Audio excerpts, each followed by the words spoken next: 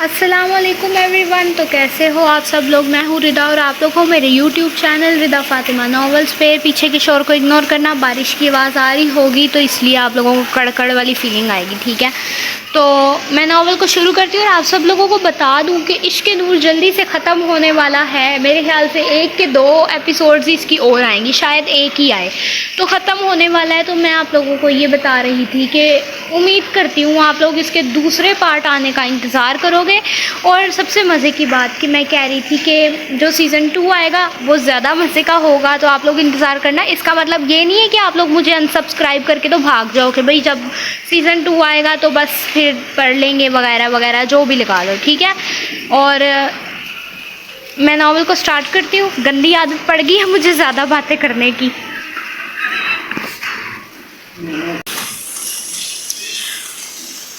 اور وہ اپنا دل ہار گیا تھا، اور پھر وہ لکڑیوں سے آگ جلانے لگا. انہیں اب اپنے خدا پر یقین تھا کہ وہ جلدی ہی صحیح سلامت واپس ہاسٹل ہوں گے. اور پھر دور سے انہیں ایک بحری جہاز دکھائی دیا تھا، شاید جو ان کی مدد کرنے والا تھا. اللہ اب بھی ان کے ساتھ تھا. سمندر کے کنارے بیٹھے ہوئے دونوں انسان اللہ پر یقین رکھتے تھے، اور اللہ نہ تو کبھی اکیلا چھوڑتا ہے اور نہ ہی تھکنے دیتا ہے. وہ تینوں استنبول کے ایک اسٹیشن پر کھڑے تھے، اور ان تینوں کے چہرے پر تھکن تھی، جیسے وہ جی کر بھی جی نہیں پا رہے تھے. ان تینوں کی امیدیں، ان تینوں کا یقین کہیں دور پیچھے رہ گیا تھا. میں امید کرتا ہوں چھٹیاں ختم ہونے سے پہلے تم دونوں واپس آ جاؤ گی.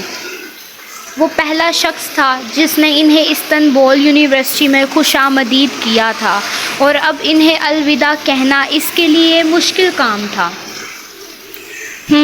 جنت نے مسکرانے کی کوشش کی، لیکن شاید ان کے لیے اب مسکرانا بھی بہت مشکل تھا.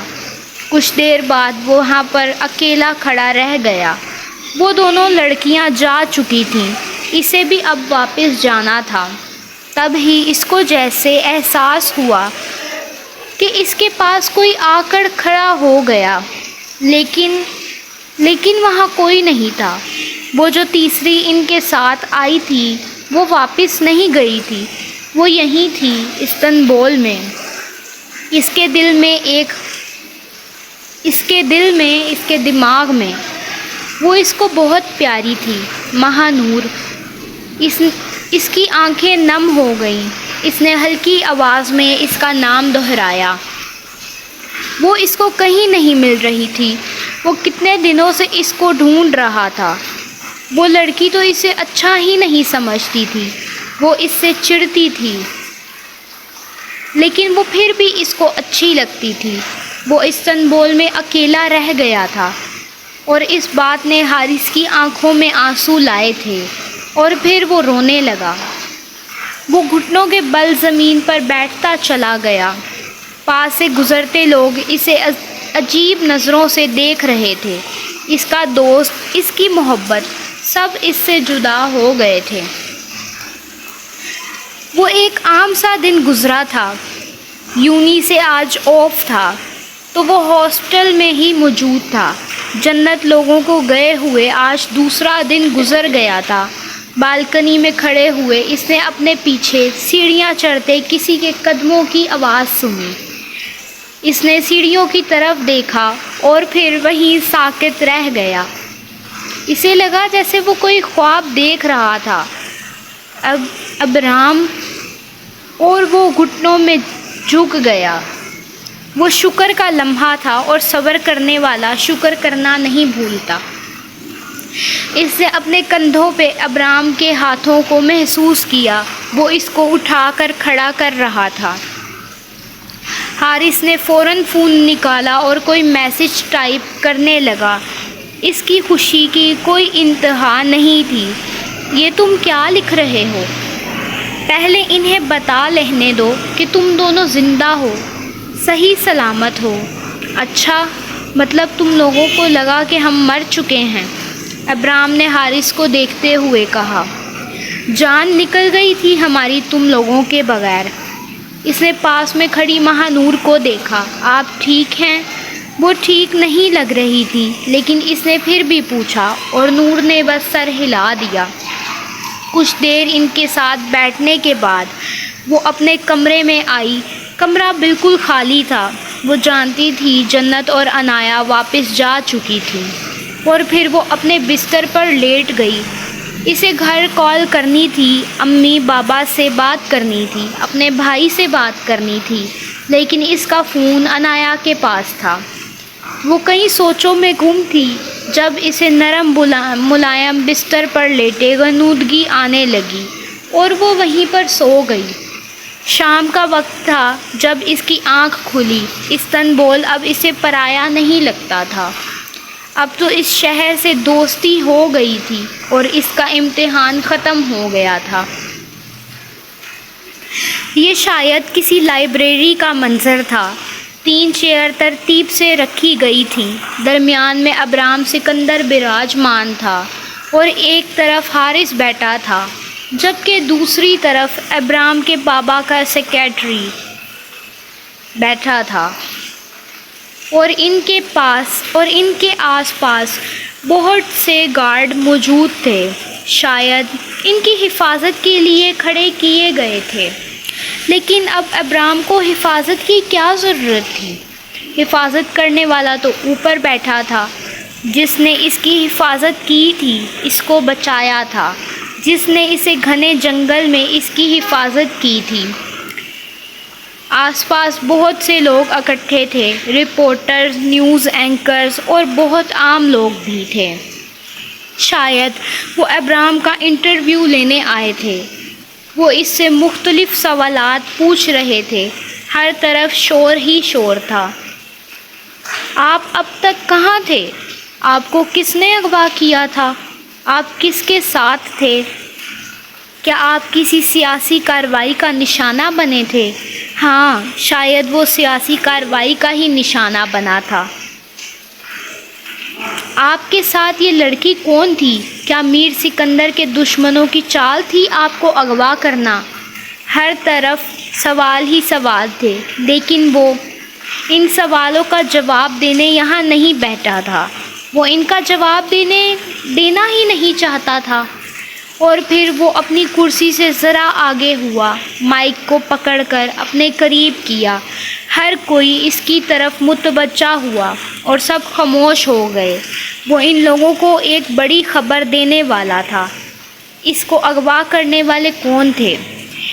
ایسا وہ رپورٹر سوچ رہے تھے۔ میں ابرام سکندر۔ وہ پل بھر کو رکا، ایک نظر سب پر ڈالی۔ میں یہ نہیں جانتا مجھے اغوا کرنے والا کون تھا۔ اور پھر لوگوں کا سارا جوش ایک دم سے ختم ہو گیا تھا۔ وہ جس جواب کے انتظار میں تھے، وہ جواب ابرام دینا ہی نہیں چاہتا تھا۔ لیکن آپ کو کچھ تو اندازہ ہوگا کہ آپ کو کس نے اغوا کیا تھا۔ ہو سکتا ہے کوئی آپ کی جان لینا چاہتا ہو۔ ایک رپورٹر بول رہا تھا۔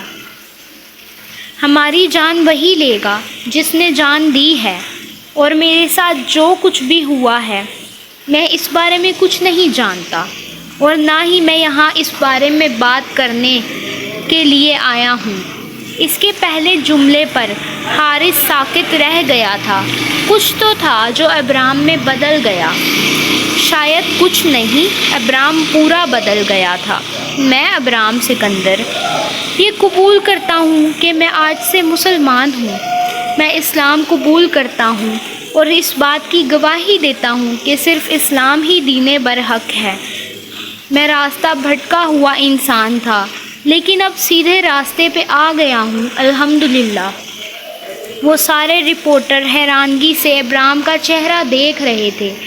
وہ حیران تھے کہ یہ وہی لڑکا تھا جو خدا کو ماننے کے لیے تیار نہیں تھا اور آج مسلمان ہو گیا۔ اور پھر سارے رپورٹر اپنے سوالوں کا پہاڑ لیے ابرام کی طرف دوڑے تھے، لیکن وہ اطمینان سے اپنی کرسی سے اٹھا اور ایک کمرے کی طرف چلا گیا۔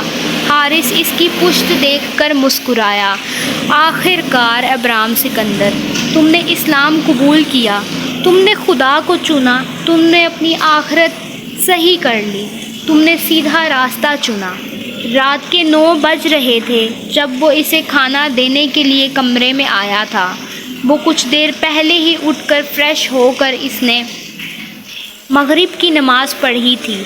اب اس کے اندر تک سکون تھا۔ آپ ٹھیک ہیں؟ نہ جانے وہ بار بار یہ سوال نور سے کیوں پوچھ رہا تھا، لیکن شاید فرض تھا اس کا۔ مجھے آپ کا فون مل سکتا ہے، گھر کال کرنی ہے۔ حارث کے سوال کو اس نے نظر انداز کیا تھا۔ جی، اس نے فوراً فون نکال کر نور کو دیا اور کمرے سے باہر نکل گیا۔ اور کل تک عنایا اور جنت نے واپس استنبول آ جانا تھا۔ ابرام سے اس کی دوبارہ ملاقات نہیں ہوئی تھی، البتہ حارث تھوڑی تھوڑی دیر بعد اس کا حال دریافت کرنے آ جاتا تھا۔ صوفیہ اس کا دھیان بٹانے کے لیے کافی دیر اس سے باتیں کرتی رہی تھی، لیکن گھر والوں کی کمی صوفیہ پوری نہیں کر سکتی تھی۔ اور پھر اگلے دن صبح کا وقت تھا جب ان دونوں نے اپنے دوست کو زندہ دیکھا تھا۔ تم زندہ کیسے ہو سکتی ہو لڑکی؟ تم نے میرے اتنے آنسو ضائع کروائے ہیں، میں تمہیں کبھی نہیں معاف کروں گی اس کے لیے۔ عنایا اب رو پڑی تھی، وہ عنایا جو اس کے مرنے کی خبر سن کر نہیں روئی تھی، اس کو اپنے سامنے دیکھ کر پھوٹ پھوٹ کر رو پڑی۔ نور جو جنت کے گلے لگ رہی تھی، عنایا کی باتوں پر ہنسنے لگی۔ مجھے لگا تم نے تو شکر ادا کیا ہوگا میرے مرنے کا۔ ادھر آؤ، میں تمہیں اپنے ہاتھوں سے ابھی مارتی ہوں۔ اور نور فوراً عنایا کے بیگ کی طرف بھاگی۔ تم میرے لیے کچھ نہیں لائی پاکستان سے؟ نہیں، وہ اب رو نہیں رہی تھی۔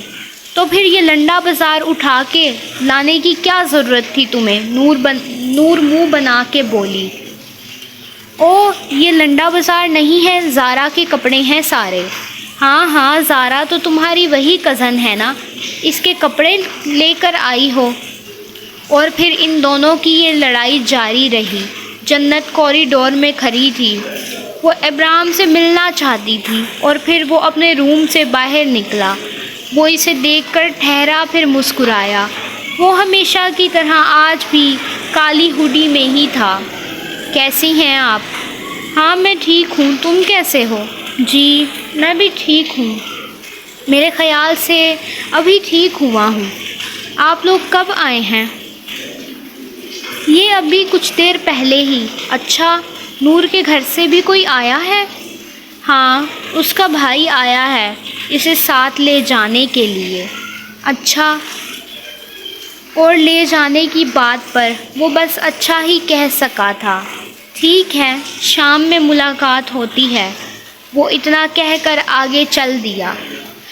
ویڈیو کو لائک شیئر کمنٹ کر دو، چینل کو بھی سبسکرائب کر دو، پیچھے کے شور کو اگنور کرنا۔ میں ایک ہی دفعہ شروع ہو گئی ہوں، جیسے میرے اندر کوئی بیٹری فٹ ہو تو اس کو بھی اگنور کرنا، ٹھیک ہے؟ اور دوسری بات یہ کہ بس دوسری بات کچھ نہیں، پتہ نہیں مجھے کیا ہو گیا، دورہ پڑ گیا کوئی باتیں کرنے کا۔